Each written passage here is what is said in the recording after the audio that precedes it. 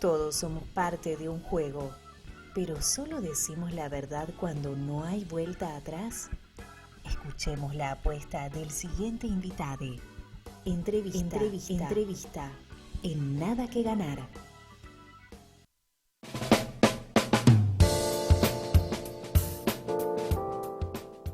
Buenas noches, soy Julio Darío Vera y esto es Nada que Ganar, así como decía Lucía Álvarez en lo que era el separador y el arranque de este programa. Como todos los viernes vamos a estar acá desde 1925live.com hablando con diferentes artistas que nos van a estar comentando acerca de la conexión que tienen con el arte, de cómo han producido sus obras, un poco de la cocina, de lo que tiene que ver con la antesala de ya sean las canciones, los recitales, los libros, las obras de teatro que visualizamos como espectadores. Y ahora ya estamos arrancando y lo tengo acá a mi lado a Roque Larraqui. ¿Cómo estás? Hola, ¿qué tal? ¿Cómo va? Ahí vamos.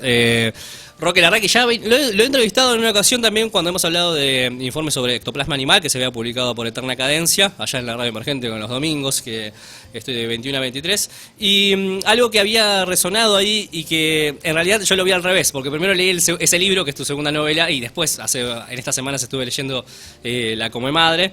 Y ya hablábamos de igual, en la charla se había dado esta inquietud, esta obsesión que tenés por lo que es por estas pseudociencias que se encuentran a mitad de camino de lo que es el pensamiento mágico y lo que es ya las ciencias duras como se conciben el día de hoy, ¿no? Que ya es que han superado ese pensamiento intuitivo, si se quiere, y de cómo a partir de eso, a partir de encontrar la llaga o encontrar un punto intermedio, encontrás un elemento interesante para poder hacer literatura. Contanos un poquito antes de qué trata Come Madre y cómo se dio, cómo encontraste ese hallazgo, encontraste esa bisagra, si se quiere, entre lo mágico, el pensamiento mágico y el pensamiento científico como se concibe el día de hoy. Bueno, La Come Madre es un libro que se publicó a fines de 2010, principios de 2011. El año que viene va a tener unos 10 años. Y básicamente es una novela armada en dos partes. La primera construye un mundo de médicos en las afueras de la ciudad de Buenos Aires que desarrollan un experimento bastante cruel y de alguna manera de ética cuestionable, para identificar a través de decapitaciones qué hay en el más allá, si es que eso es posible. Y la segunda parte de la novela retoma algunos elementos de la primera, pero desde el punto de vista del mercado del arte a fines del siglo XX, principios del XXI. Yendo a lo que es ya particularmente lo que es la novela, encontramos a Quintana, que es el protagonista, y que uno empieza mientras va leyendo el transcurso de la misma, va conociendo las diferentes personas, ¿no? Que forman parte, que son sus colegas, son sus compañeros de trabajo, y aparece también. Y es interesante, ¿no? Porque si bien uno cuando está leyendo una novela nota como predominante o como muy fuerte, por lo menos esos aspectos que recién mencionabas, es una historia de amor también. Está muy atravesado por lo que es Quintana teniéndole ganas o estar enamorado, de hecho confiesa, es decir, él se pone nervioso ante ella, buena parte de la trama y del enfoque que se da en el transcurso de las diferentes circunstancias de la novela están condicionadas por Menéndez, por la presencia de ella, cuando está fumando o no, cuando tal vez otro de los pretendientes está acercándosele, y está bueno cómo uno va atravesando, ¿no? Y de cómo también la historia de amor puede tener un montón de matices, puede ser el marco más típico y lugar común de una pareja que se va conociendo en un ámbito adolescente o en un ámbito de colegio, lo que sea, o también un lugar no tan, si se quiere, no sería uno de los primeros que uno pensaría para que sea el contexto y el escenario de un relato relacionado con el amor. No creo que sea una historia de amor. Okay. Creo que es una historia de obsesión en la que un tipo de algún modo se enamora de la imagen que percibe de una mujer que él mismo describe como que tiende a invisibilizarse o tiende a no existir. El personaje de Menéndez, la enfermera de la cual muchos o casi todos en esa clínica están enamorados, es un personaje que se encuentra de algún modo borrado, que apenas tiene participación y que en todo caso se constituye en la mirada de los hombres que la desean, y que en virtud de ese deseo de alguna manera borran todo tipo de marca de identidad de Menéndez. Nadie sabe, incluso el protagonista que dice estar enamorado de Menéndez, ni siquiera sabe cuál es su nombre de pila, y cuando lo sabe lo utiliza de alguna manera en términos negativos para exponerla, para darle una visibilidad que ella se niega a tener. En última instancia la idea, si bien es cierto que él percibe ese vínculo con Menéndez como una historia de amor, y de hecho gran parte de la novela gira en torno a las estrategias de Quintana para lograr seducirla, también es cierto que La Comemadre es una novela muy monosexual, profundamente patriarcal y machista, donde la enorme mayoría de los protagonistas son hombres y donde las mujeres ocupan un lugar fantasmático, para que de algún modo se produzca un efecto de lectura que obliga a la lectura en negativo. Es decir, mi idea también, una de las ideas a la hora de escribir este texto, es que fuera una novela tan radical y repugnantemente machista y patriarcal que obligara a una lectura en negativo y que pudiera justamente percibirse una lectura crítica en esa idea. Es verdad, ahora que lo mencionás, está presente esto también, de que en algún punto esa disputa que se da entre Menéndez por parte de Quintana y el dueño de la clínica y también otros personajes que también la están disputando, tal vez se nota en varias de las acciones que ocurren que más que tal vez buscar el amor de ella, que en algún punto también está el deseo, también es una competencia entre ellos, de quién es el de quién es el más poronga se cae, o de quién es el que está más presente, y de quién se logra plantar ante los demás. Eso es verdad que está presente. Con respecto a lo que es, y yendo de la mano de esto, también del patriarcado, y de qué valores y de qué elementos el patriarcado destaca como cuestiones importantes o necesarias en lo que es la construcción de ser un hombre, algo que está muy presente también es la virilidad. De hecho, Quintana en muchas decisiones importantes, cuando está nervioso, dice, bueno, va a aparecer el Quintana viril o va a aparecer el otro que es más sutil y etcétera. Pero aparece incluso también desde el lado de Menéndez. En una de las escenas, cuando él está como medio dubitativo, ella se le acerca y le dice, huevos, Quintana. Como hay momentos en los que hay que poner cojones para poder decidirse. Y está bueno como también atraviesa todo eso. Tal vez en el contexto de la obra en la que está atravesado por la frialdad, si se quiere, o la rigurosidad de lo científico, de lo planificado, de lo estructurado. Está atravesado también por parte de quienes están ejecutando todo ese gran plan, por emociones y exabruptos y cuestiones que tienen que ver con los sentimientos o los impulsos. Absolutamente. Es una novela que de alguna manera utiliza los discursos de la ciencia para darle marco a una serie de acciones que nada tienen que ver con la ciencia, que son pura pasión, que son puro desborde, y un tipo de desborde que por otra parte termina siendo una parte constitutiva y central de lo que se considera un experimento científico. Me interesaba justamente trabajar dentro de el horizonte de la ciencia como una red de contención para una serie de episodios y circunstancias de alguna manera delirantes, de alguna manera, como te digo, desbordados, donde, retomando un poco lo que comentabas antes, en el deseo hacia esta mujer fantasmática que nadie prácticamente conoce, lo que se juega es una lógica de la competencia, una lógica de la virilidad, de la testosterona, del tamaño del pene, y de alguna manera eso también me permitía entrar a otro de los temas que me interesaba laburar, siempre desde un punto de vista lo más, entre comillas, liviano posible y acercado hacia el humor. Otro tema que tiene que ver con las relaciones al interior de las instituciones, todo lo que tiene que ver con los sistemas jerárquicos, los lameculismos, la relación con los jefes, la relación con los subordinados. Me interesaba justamente destacar eso en el marco de una institución científica a principios del siglo XX y de alguna manera recuperarlo, la segunda parte, desde un lugar bastante distinto en el mercado del arte. Algo que sucede con Quintana es que, está bien, hablábamos de impulsos y de hecho él también, de hecho en un momento logra trompearse con uno de sus colegas porque se había metido en lo que era, en Papini, ¿no? Había estado en el baño de Menéndez y verlo ahí lo sorprendió y apareció el Quintana Biel, digamos.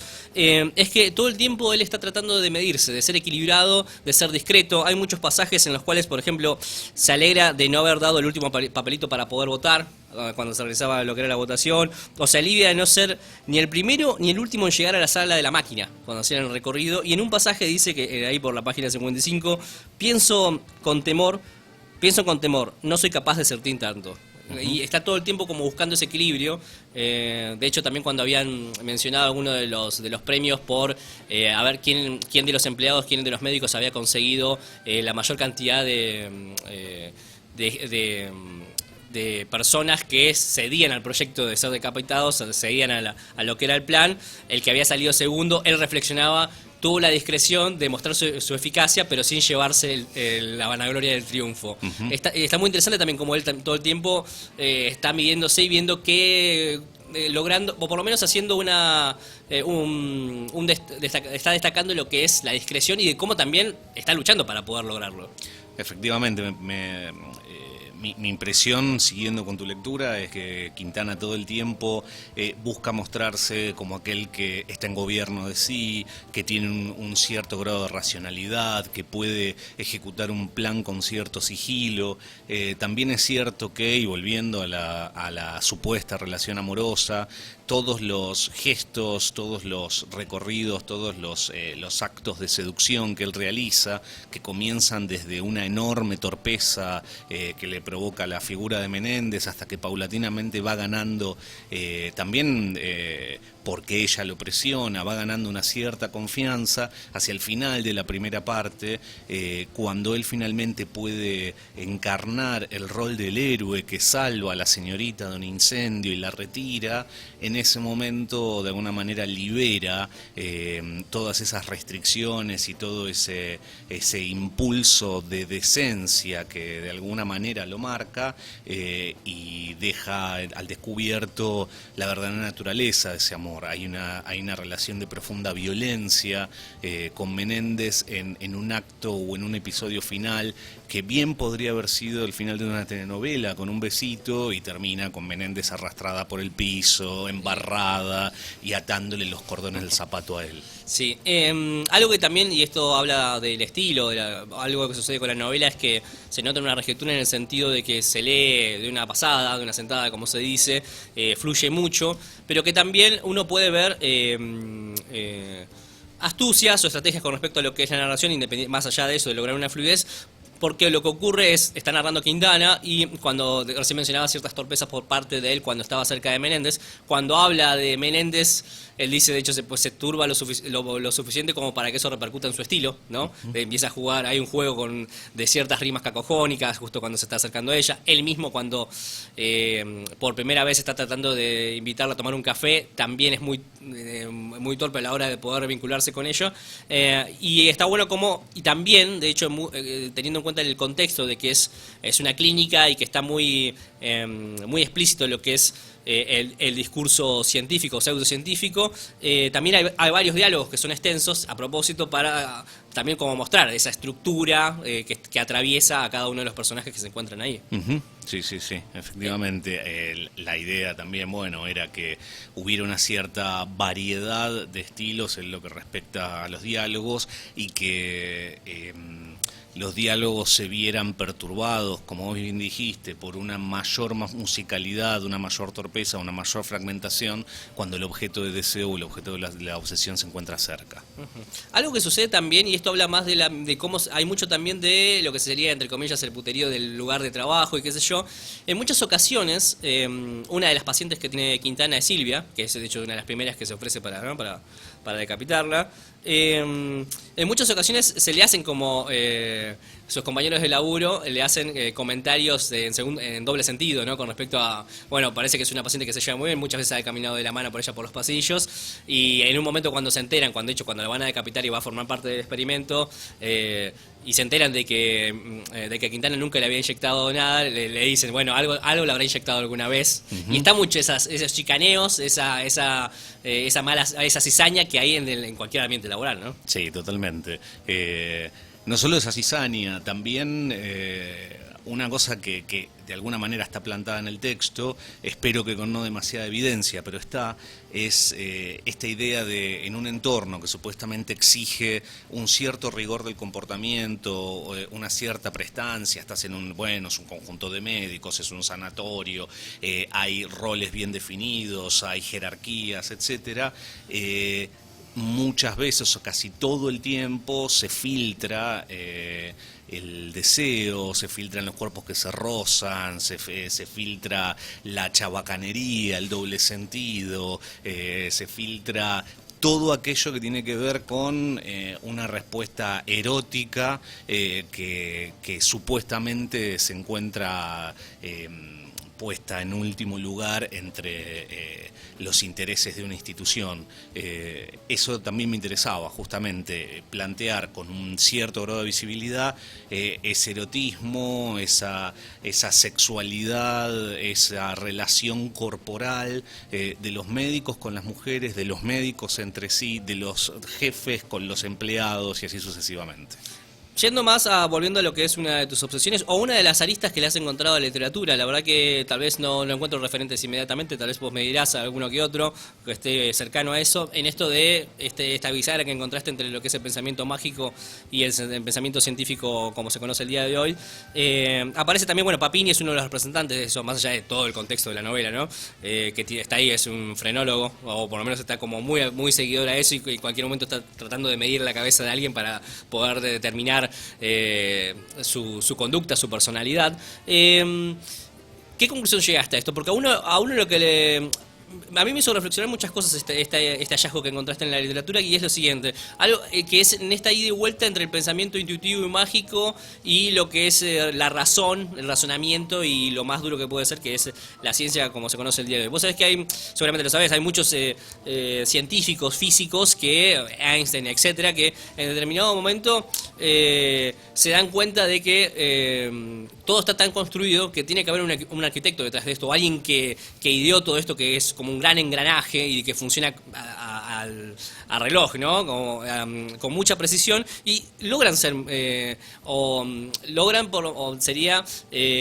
hacer convivir la disciplina de su ciencia con una creencia en algo, en algo metafísico. Y ese movimiento está siempre, ¿no? Desde lo que eran estas pseudociencias con ese pensamiento mágico, pasamos a lo que son las ciencias duras, y después hay mucha gente que justamente, Sábato, por ejemplo, le ha pasado eso, de ser un físico que recibió una beca ahí para estudiar en el laboratorio de Marie Curie, y luego en la cima de la ciencia se da cuenta de que la ciencia no alcanza para poder explicar las verdades últimas, y se vuelca al arte. Uh-huh. ¿Alguna conclusión al respecto te ha quedado, o ahora que estás como tratando esos temas y que son parte de tu obsesión, qué resultado, qué balance te deja con respecto a cómo el ser humano se deambula entre esos dos tipos de pensamiento para tratar de encontrarle, no sé, algún sentido a la vida, algo que le resulte más cómodo a una creencia que le resulte cómoda para el día a día? A ver, en general, la ciencia, o lo que se autopercibe como ciencia, independientemente del grado de comprobabilidad de sus elementos, vos pensás que la frenología hace 100 años atrás, o incluso el psicoanálisis, son, entre comillas, ciencias que se han creído ciencias y que han elaborado todo un dispositivo para justificarse y para legitimarse, y en el caso de la frenología no ha sido del todo exitoso y ha muerto, y en el caso del psicoanálisis ha tenido una sobrevida inexplicable.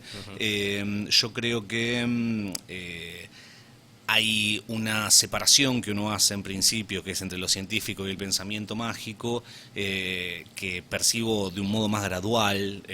No creo que haya compartimentos estancos al respecto, no creo que el pensamiento mágico que constituye de alguna manera al ser humano desde hace miles de años sea tan fácilmente extirpable. Incluso no sé, siendo un ateo recalcitrante, no sé si es deseable incluso que se extirpe, pero en concreto, cuando la ciencia se percibe como ciencia, no promete en ningún modo explicarlo todo y ofrecer una verdad. Por eso la ciencia continuamente se encuentra revisando sus propios presupuestos, reelaborándolos, dejando de lado aquello que se comprueba que efectivamente no funciona. Es una historia de errores, la de la ciencia, y de errores autopercibidos como tales. Eso es un poco lo que me interesa de ese campo, por un lado, y por otra parte me gustaría señalar esto. No sé si me interesa específicamente el mundo de la ciencia. Si bien lo exploré, de alguna manera en mi vida personal tuve un vínculo humano con la ciencia. Mi hijo era psiquiatra, mi infancia transcurrió en su consultorio psiquiátrico que estaba en mi casa, había mucha circulación de profesionales que venían con sus discursos, psicólogos, psiquiatras, etcétera, neurólogos. Pero básicamente lo que me importa no es tanto la ciencia, retomo acá, sino el discurso científico, y el modo en el cual el discurso científico por momentos puede encontrarse muy hermosamente con lo literario, sobre todo en discursos de alguna manera científicos ya perimidos. Estoy pensando, bueno, como vos decías, la frenología, el espiritismo es fin del siglo XIX, la medicina electrogalvánica y todo este tipo de cuestiones. Cuando uno lee los textos que promueven estas disciplinas y que son textos que de alguna manera buscan instalar esas disciplinas en el verosímil de una ciencia, son textos muy enfáticos, son textos que inventan necesariamente todo un sistema lexical propio, inventan palabras, inventan términos, definen conceptos, etcétera. Y cuando uno los lee fuera de su época y además sabe que han fracasado, todo ese dispositivo discursivo es profundamente literario y muy conmovedor. Muy bien, ahí va. Ya que tenemos acá el libro y ¿nos lees un pasaje de la Comadre? ¿Cómo no?